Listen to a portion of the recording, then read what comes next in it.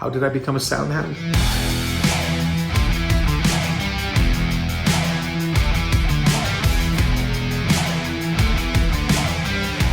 Well, when I was a kid, I remember we were poor.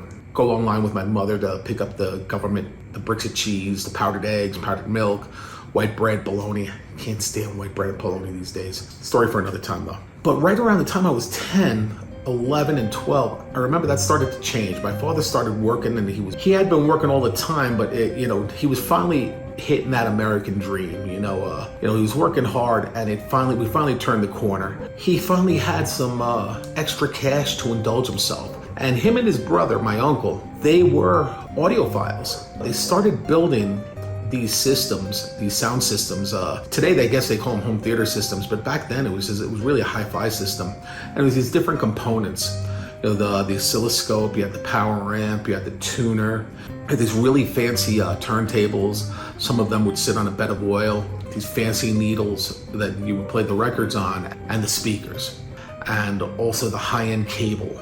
I remember rolling cable with my dad. It took him about 4 years to finally successfully put his first complete system together. Every year would be a new thing that he'd be bringing into the house. Then I remember sitting with him, and he would put Sunday mornings, that was the thing, would sit on the couch where everything was perfectly spaced, and my dad would play Nat King Cole and Harry Belafonte and Johnny Mathis records, and Johnny Mathis I really didn't care for, but the Harry Belafonte and the Nat King Cole stuff, I really dug that. And he would sit there and listen to the music, and then he would explain these little nuances that he heard in the music.